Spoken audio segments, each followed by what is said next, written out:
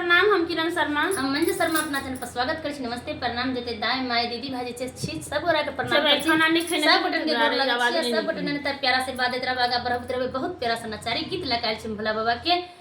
शिवजी रहे छथिन जंगल झाड़िया, गौरी त महल के रानी रहे छथिन। केहते अजबुत कर छथिन नारद बाबा शिव संग जरी लगवे छथिन, लेकिन अजबुत त भइए जाय छथिन। लेकिन तो ये हमरा बुझाया पहले से भोला बाबा के प्रेम गौरी साथे रहे।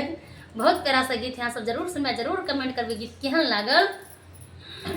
इनकर चलेवा बहुत खराब है, आदत बहुत खरनाचार है जे की कहूँ।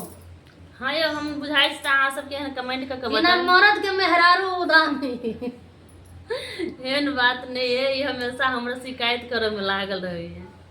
करतूत अहाँ देख अहाँ के देखेबे नहीं कर केहन केहन करतूत करे छल। अब की कहूँ, अब वीडियो में अहाँ सबके हम बहुत प्यारा समाचारी गीत लग आयल छथिन। अहाँ सब सुनो, हर हर महादेव, जय शिव शंकर, जय भोलेनाथ लिखा के नहीं बिसरब। सावन खत्म लाइक हो जाए, कमेंट शेयर दबा के करो। धीरे धीरे बीत गइल ए हो रे सवानम। बहुत प्यारा सा गीत है। शिव रहे छथि जंगल झाड़ी, गौरी महल के रानी है। शिव रहे छथि जंगल पहाड़ी, गौरी महल के रानी है।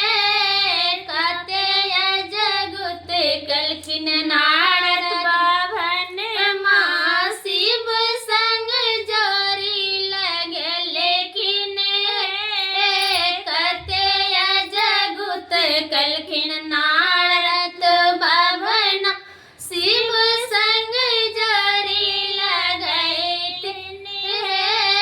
सोच में परलन मैं नारानी, गौरी गुजर के न करथिन।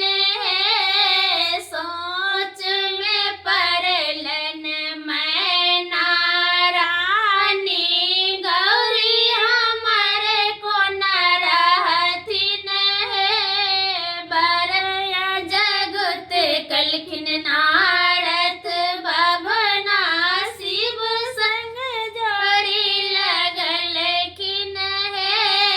शिव घोटै छथिन भांग धतूर, गौरी तखुआ मलाई है। शिव घोटै छथिन भांग धतूर, गौरी तखुआ मलाई है। बरया जगुत कलखिन नारद बाभना, शिव संग जोड़ी लगलखिन है।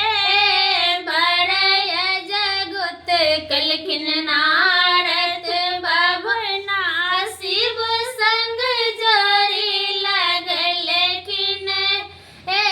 सोच में पड़लन मैं नारानी, रौरी के ना करथिन है।